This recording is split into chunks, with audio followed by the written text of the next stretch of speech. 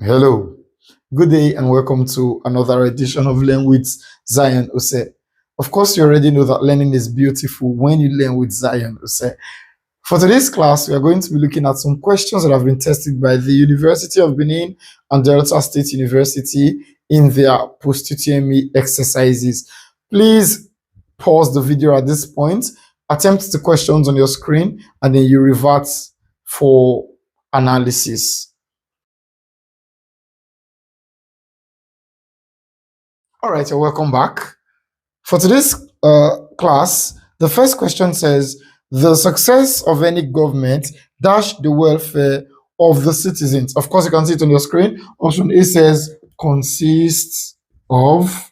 Option B says comprises of. Option C says consists in. And option D says conjectures of. All right, we'll quickly eliminate two options. Number one, we remove conjecture because the word conjecture is a noun. Conjecture is a noun and it means hypothesis, guesswork. Hypothesis, guesswork, something not proven. So a conjecture is a hypothesis. It is a guesswork. So this does not follow. And we'll remove B, comprises of. Comprises works exactly like consist. However, comprises is a transitive verb and does not take a preposition. There are other verbs that have been tested by both schools or institutions like this. They include words like discuss. Discuss doesn't take about. Discuss doesn't take about. We can use discuss as a noun when we have discussion, and then we'll have about. We had a discussion about, but discuss as a verb doesn't take about. Crave doesn't take for. So you don't say I am craving for. You say I am craving, or I crave beans, I crave rice, I crave ice cream, not I crave for ice cream. Order, when it means to buy, does not take for. She ordered for a new phone. Wrong. We say she ordered a new phone. More words like emphasize does not take on. So you don't emphasize on, you simply emphasize. Please, sir, emphasize what you just said. Please, sir, may I get emphasis on? But you say emphasize as a verb or no without on. So you don't emphasize on, you simply emphasize. We have more examples like advocate for. Advocate does not take for. Then we have more examples like request does not take for. So you don't request for something, you simply request something. Demand does not take for. She demanded an answer, not she demanded for an answer. Demand does not take for directly. So we have more. Let's go through them again. Discuss does not take about. Crave does not take for. Order does not take for. Emphasize does not take on.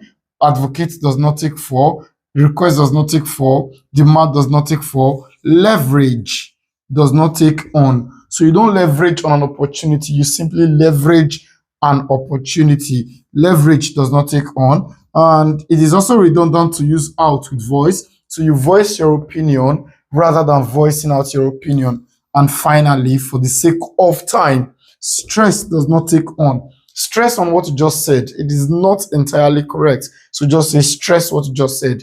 So this verb comprises is a transitive verb and does not take a preposition. So we say comprise does not take of. So rather than say the class comprises of boys and girls, we simply say the class comprises boys and girls. Again, discuss does not take about. We discussed about football. Wrong. We say we discussed football. Crave does not take for. Order does not take for. Emphasize does not take on. etc. So we are left with two options, which are A and C. Now let's quickly talk about them. Number one, A consists of. To consist of means to be made up of. It simply means to comprise, to be made up of. Example, to comprise. The class consists of 10 boys and 11 girls, which means the class is made up of. Why consist in means to have something as a necessary part or quality.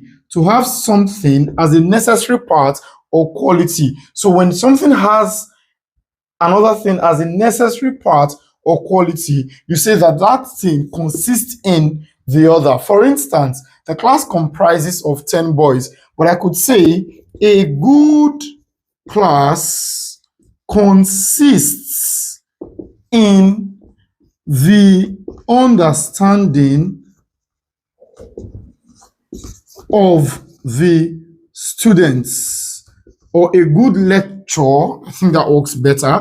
A good lecture consists in the understanding of the student, which means that understanding of the student is an essential part of what makes a good lecture.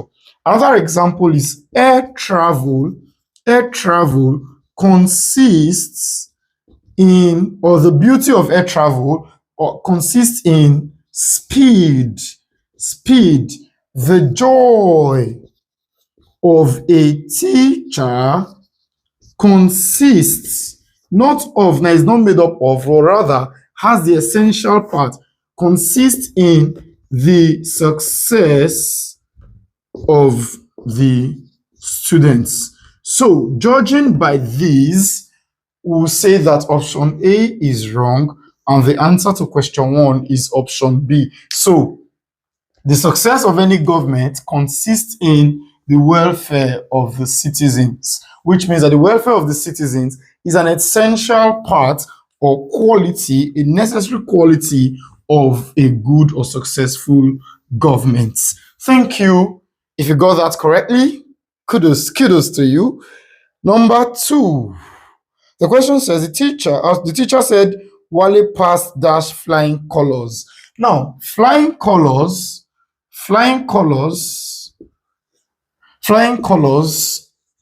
collocate with. So you say the teacher said that Wale passed with flying colors. So you do not pass in flying colors, you pass with flying colors. There are a lot of other ways that collocate with this word with. Examples include acquaint or acquainted. Acquaint. To be acquainted.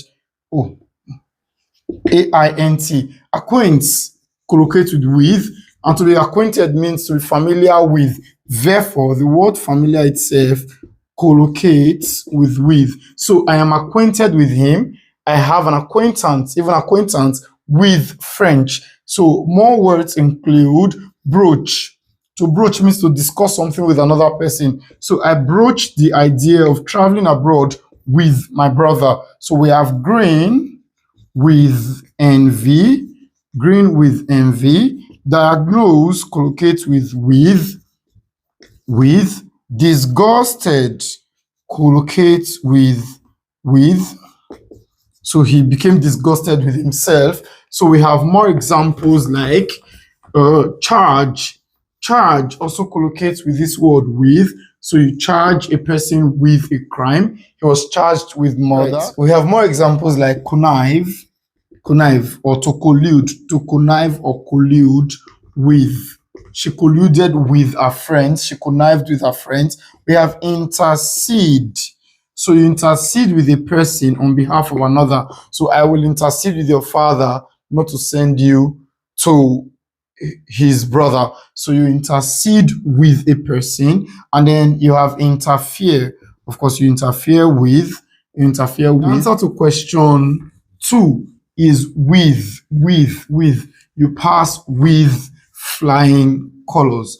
Question 3 says, it says, if he dash earlier, he would catch the train. This question is from conditional sentences. A conditional sentence is a sentence that shows a condition that has to be fulfilled for an action to take place. For instance, I say, if you listen, you will pass. If you listen, you will pass. This is a condition. It means if you do this, this will happen. And this is the action that follows, otherwise called the consequence. So we have a condition and a consequence. Another example is if she speaks about it, or if she talks about it, I will be angry. So this is a condition and this is a consequence. So having known that, let's quickly analyze this question. Conditional sentences operate based on the rule of verb sequence, and a verb sequence is a series of verbs that are used together within a sentence. And the simple rule is that if a verb is used in such a way, you have multiple verbs in a sentence, they all must belong to the same time frame or the same timeline, such that if the first verb is present, it affects the second verb, and that verb is also present, and the third verb, and the fourth verb, and so on. So if I say verb 1, V1 is present, by virtue of this being present, V2 will also be present, and V3 will also be present. So whatever happens to the first verb happens to the second and the third. All right, so we have an example like this. If I could, past, I will, past, I will, present. Based on the rule I just gave, this sentence would be wrong, because if I could, past, I will, present. So we have conflicting timelines. So the correct expression would be, if I could, I would. If I could, I would. If she saw me, she would, not she will, she would. Now, to answer questions on conditional sentences, it is very easy. If your first verb is present, then the corresponding auxiliary will also be present. Therefore, a present tense main verb or lexical verb will attract will, which is present. A past tense verb will attract would, which is also past, and a past perfect.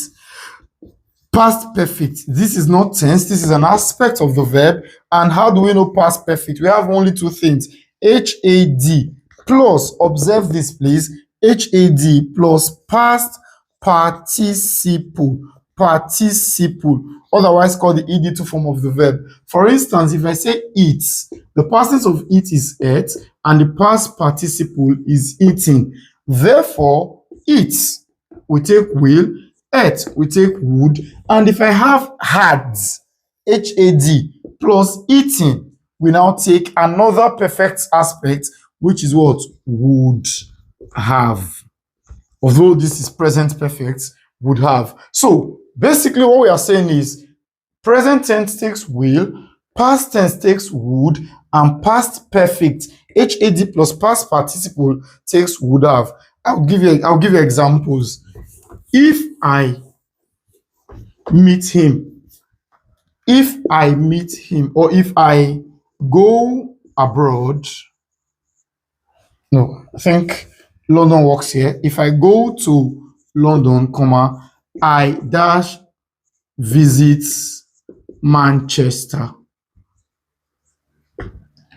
Go here is present. Therefore, what we are supposed to have is, if I go to London, I will, present.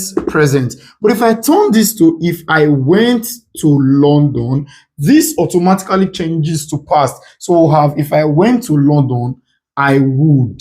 And of course, if I say if I had plus gone, so I say if I had gone, or I say had I gone, we will still have both elements. Then this guy becomes would have.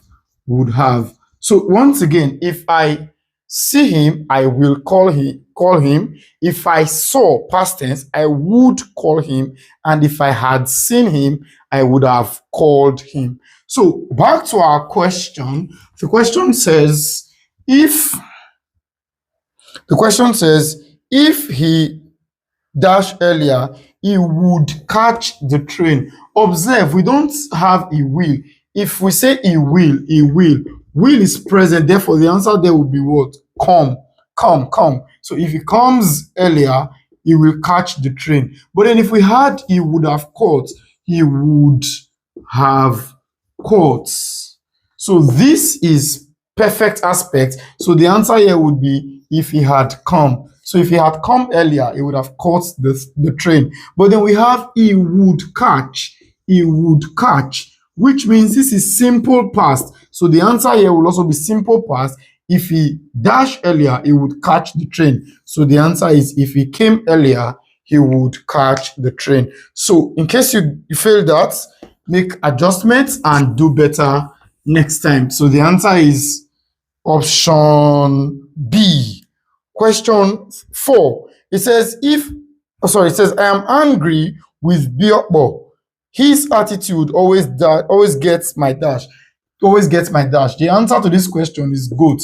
To annoy a person is to get the person's goat. To get the person's goat. To get the person's goat.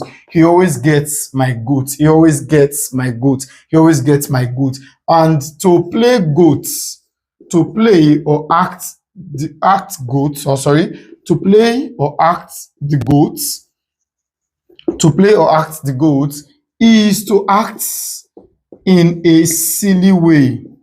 In a silly way. So you could say, stop playing the goat and let's get serious about what is before us. So to act or play the goat is to act or play in a silly way. Then we have a similar idiom, which is to play possum.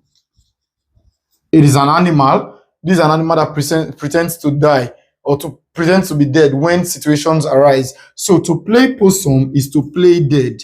To play dead. That means to pretend to be dead or asleep or conscious just to avoid being attacked. So to get someone's goat is to make them angry, to irritate them. So the answer to that question is option C. Biokbo always gets my goats. Question 5 quickly. The question says, do not blame yourself for what happened. I am certain he was guilty. Now, take note of that word guilty. The opposite of guilty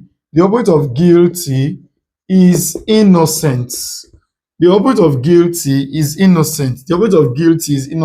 So we are dealing with innocence and guilt. So it says, do not blame yourself for what happened. I am certain he was guilty, even though the tribunal had completely dashed him. Option A says reconciled. To reconcile, two people who are apart get back their what? Reconciled. Example, Amina said she almost reconciled with her estranged. To be estranged means to be apart, separate. Maybe I have a best friend and then we suddenly stop talking, so we have become strangers. So the right word for it is estranged. Reconciled. Amina says she almost reconciled with her estranged husband at the conference. So you reconcile when there is a quarrel or a fight between both of you. To expedite means to speed things up. To expedite means to speed things up. So the person was not expedited. It was not sped up by the tribunal. Option D says aggravated. To aggravate means to increase. To increase. It also means to worsen. Again, to aggravate is to incense. To incense. And to incense is to infuriate. And to infuriate is to get someone's goat. To get somebody's goat. Or to annoy. So to aggravate here doesn't work. But to exonerate is to discharge, to acquit, not acquaint, please. Acquaint means to familiarize. This word is acquit. And to acquit means to declare innocent. So you are sure that he's guilty, even though the tribunal had declared him innocent. So the answer to that question is exonerated, and that is option C. If you got that correctly, once again, I'm proud of you. Quickly, let's go to the next question. The question says, he prides himself, dash his honesty. You pride yourself, or a person prides himself, one prides oneself, pride oneself on, but you take pride in. So you say, I pride myself on honesty. I pride myself on my culinary skills, but I take pride in. So one prides oneself on, but one takes pride in. Other words that will go with on include assignment. Assignment. My father is on an official assignment. We have campus. We have team. We have panel. We have board, because on is used to show inclusion. We have assignment, is on an assignment. We have campus. I met him on campus. My father is on the panel, on the board of trustees. We have more examples like foods. They came on foods. We have examples like boss. We have examples like boss. I was on the bus. All right, having said that, the answer to that question is on. So you take pride in, but you pride yourself on. Question 7, quickly.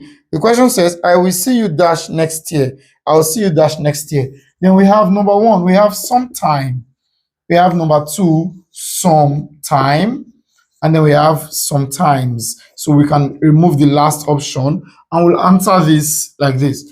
Sometimes here means occasionally, not always. Occasionally, not always. Occasionally, not always. Of course, occasion is spelled with one S and two C. So we have C2 and S1. In case they test that in spelling, occasion is C2 and S1. And if they test occasionally, double the L. So we have sometimes means occasionally, which means once in a while. It happens, but not frequently. It means not frequently. Once, rarely, but not frequently. Yeah, it resonates well with a couple of times, and of course, I hope you remember that seldom is already an adverb and does not need ly. So you don't say seldomly, you say seldom. You can say rarely, you can say occasionally, but you do not say seldomly. So sometimes here means occasionally, once in a while. For instance, I see him around here occasionally, on certain occasions, which means I see him around here sometimes. Sometimes, no space, but there is an S. So sometimes without space, but S means occasionally, occasionally, occasionally. Number 2, some with space and time means an unspecified length of time.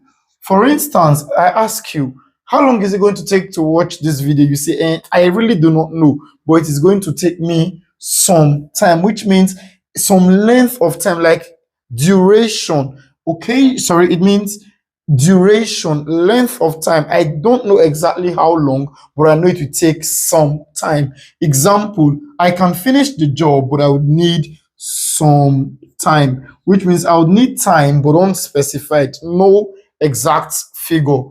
Why sometime without a space and no S here means an unspecified point in time, either past or future. Future, which means a point in time, but it is unspecified. For instance, I'm going to see you next year. I'm going to see you in future. I can't tell if it is going to be tomorrow, next year, or 10 years from today. So I will say, I will see you dash in future, which means an unspecified point. At a certain point in future, I am going to see you. So the answer would be sometime in future. I saw him last year, but I can't remember whether it was May or June. So I simply say I saw him sometime last year, which is an adverb. Of course, this word here, sometime here, can also be used as an adjective, which means once was, once was, something that happened in the past. For instance, he is a sometime manager, or he was a sometime manager of this company. He was a sometime manager of this company. So once again, some space and time means unspecified length of time. Some without space and time means unspecified point in time. And some without space but s means occasionally. Next, number 8, it says the victims of the earthquake have now been dashed from the city. To evict means to send out of a building, to send out of a building, to forcefully send out of a building. Example, he has been evicted from his house. The landlord or the owner of the house evicted him, which means sent him out, sent him packing. So you evict a person from a building. Number 2, immigrate is a form of migration, and it is the opposite of emigrate. To immigrate means to come in permanently, to live permanently in a place or for a long time, while to emigrate means to go to another place and live there permanently or for a very long time. So you emigrate to a place and you immigrate down by coming down, and they are both forms of migration. This context here, victims of earthquake are not emigrated, neither are they immigrated. Then we have option D, which means to evacuate. To evacuate means to clear out. It also means to take people away from a site of disaster. An earthquake is an example of a disaster. So the answer to that question is evacuated. And a person who has been evacuated is an evacuee. Where the stress is on the last syllable. Remember that words that end with ee are stressed on their final syllable. Evacuee. All right, quickly, before we move on, note that earthquake can either devastate or destroy. Earthquake can either devastate or destroy, although destroy is a more common word. But if they want to, I think there was a year they tested, either 2019 or so, they said the earthquake completely dashed the city. So you could use devastate or we choose devastate because it talks about, it's a more serious form of damage. It's a more serious word than destroy. But naturally, the word that occurs with earthquake is destroy. Example, an earthquake destroyed a part of, where do I use? Okay, an earthquake destroyed a part of the country, a part of the city. So earthquake collocates with either destroy or devastate. So we have question 9. The question says, no dash lady will run after men. We have option A, mature. Option B, matured. Option A, mature. We have maturing. We have just 2 options that can work here, A and B in this context. A is mature, B is matured. Now, the word mature here belongs to 2 parts of speech. It is an adjective and it is a verb. What are adjectives? In our previous video, we explained what adjectives are. These are words that are used to describe nouns. So they appear before nouns. Why this word here shows an action or indicates a process or even a state of being. A state. So adjectives are used to describe. They can appear before a noun or predicatively after the copular verb. So we have adjectives which are used to describe nouns. So I could say a handsome boy. But I cannot say the boy handsome the teacher because handsome here is not a verb. So verbs are used to perform actions. He stole the book, he touched the phone, he took the flowers, he opened the door, he drove the car. Those are actions, so they are verbs. Now the question here is, which of these can be used? Mature is an adjective and a verb. And of course, verbs show tenses.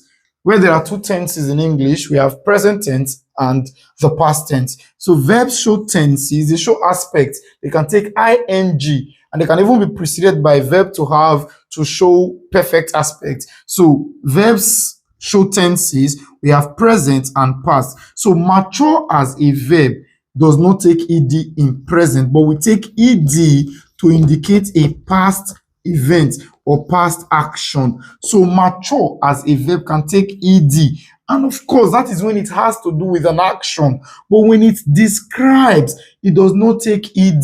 For instance, Zion is a dash man. So in this context, we have a noun and we are going to describe this noun. Do we use a verb or an adjective? Definitely, we are going to use an adjective. So what I would say is Zion is a mature man, because adjectives do not take ed. So I would say Zion is a mature man. Zion is a mature man. But if I say he dash right before our eyes, which means he grew, like there was a process, an action, a process, an event that occurred. It moved. So I would use the verb because I'm not describing anything here. So I would say he mature. But of course, this is not present, it's past. So mature here, we take D.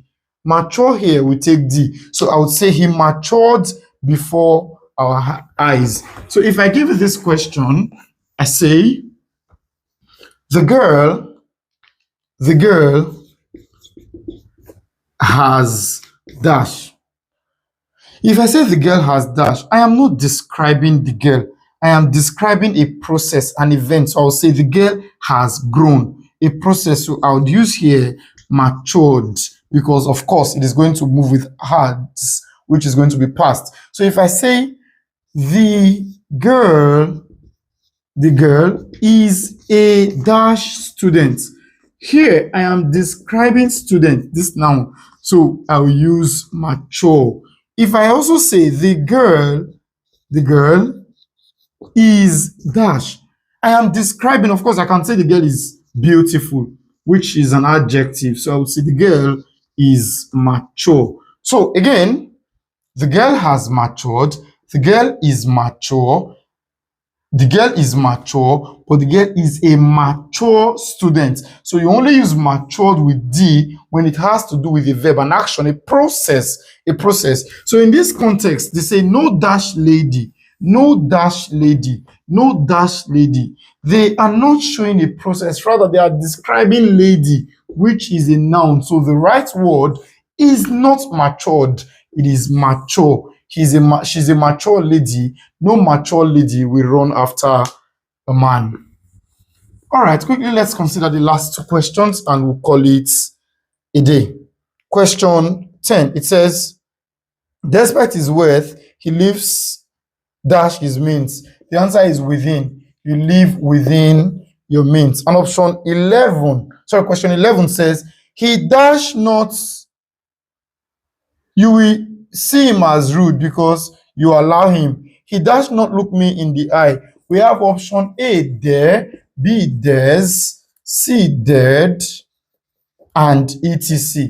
Now, you observe that there to, ought to, need to are marginal modal auxiliaries. Marginal modal auxiliary verbs are main verbs that can perform auxiliary functions. So in this context, we will remove that, need, ought to, because it doesn't really fall within this explanation. So we have dare to and need to. Now, marginal modal auxiliaries, like I said before, are main verbs that perform auxiliary functions, which means that they are traditionally main verbs, but they have been forced to serve as auxiliaries, which means naturally these verbs stand on their own, but they have now been forced to serve as assistants. It is like a king who travels to a bigger country and is now forced to serve as a servant or to work as a servant. So we have main verbs forced to perform the job of auxiliaries. So we have both dare to and need to. Now here is the peculiar thing. When these verbs are serving as auxiliaries, they are constrained. Again, when a king is on his own, the king has the right to do anything. But when a king is serving as a servant to another king, he is constrained. So when they are serving as auxiliaries, they are constrained and they can only manifest one form, which is their original form, there and need. It means that they cannot take s, they cannot take ed. So you don't say dead, you don't say des, you don't say need, you don't say needs. But when are they auxiliaries? They are auxiliaries in number one, negative sentences. Negative sentences. Negative sentences. That's sentences that contain not. Sentences that contain not. And number two, they are auxiliaries in questions. In questions. Questions. For instance, I give you a question like this. I give you a question like this. She dash not. Note here, not is negative. And being negative means that there here is going to serve as auxiliary. So when they are auxiliaries, they are in negative forms or in questions. The same thing with need. I'll take this off. I'll take this off. The same thing with need. Need. She. Okay. I'll change this. She dash not live here now. She dash not. A, she need. B, she needs. Again, this is not. And not here indicates negative. And negative shows that this guy here, either need or there, will be auxiliary. So you say, she need not live here. She need not live here. She need not live here. Or I could say, need she live here? Need she live here? Where need she live here is a question. Being a question means that we are still dealing with auxiliaries. Another context, she dare not stand akimbo. So we are using not, and not here indicates that marginal modal must be an auxiliary. She dare not stand akimbo. Dare she stand akimbo? So that is for that. However, when they are used in the positive context, that means without not, and the sentence is not a question, they will manifest the forms of main verb, which means that they can take s, they can take ed. Example, she needed to leave, or she needed to leave yesterday. I can as well say she needs to start dancing. She needs to start dancing. But if I say she, oh, this is French. If I say she dash not dance, again, note here means that this verb is going to be an auxiliary, and as an auxiliary verb, the marginal modal will not take s. So we say she need not dance. So, ladies and gentlemen, if you have stayed through to this moment, I applaud you. I celebrate you. Thank you for joining us. You can now confirm if you got everything correctly, but if you failed any, take corrections and do better in the main examination. Now, for question 11, the answer is you will see him as rude because you allow him. He dare not look me in the eye. And the answer is option A. Thank you for joining us once again. This is Learn with Zion Ose. Please like, share, subscribe, and turn on the notification bell because there is more coming your way. Thank you.